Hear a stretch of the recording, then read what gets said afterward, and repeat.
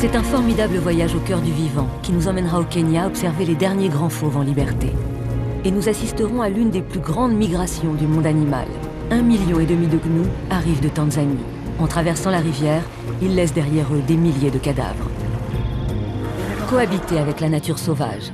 Pas facile quand des troupeaux d'éléphants viennent dévaster les plantations. Cohabiter. En République démocratique du Congo, on a décimé 30 000 hippopotames. Et c'est l'homme qui en fait les frais. Merde. C'est pas possible, ça. Au Brésil, la menace plane sur les marais du Pantanal. Des hommes et des femmes font ce qu'ils peuvent, avec les moyens du bord, pour préserver ce paradis de biodiversité. Déforestation.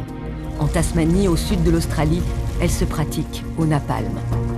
Ils détruisent tout, et ça, ils ne veulent surtout pas le montrer aux touristes. Pourtant, en Chine, la médecine moderne vient de découvrir qu'une plante guérit le paludisme.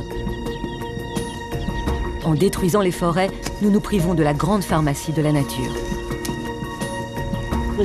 Je vous le dis, les plantes sont largement bénéfiques pour la santé des hommes. Quand l'homme joue aux apprentis sorciers, il suffit d'un rien, l'introduction d'un poisson un peu trop vorace pour créer un déséquilibre dévastateur dans le lac Victoria, le plus grand lac d'Afrique.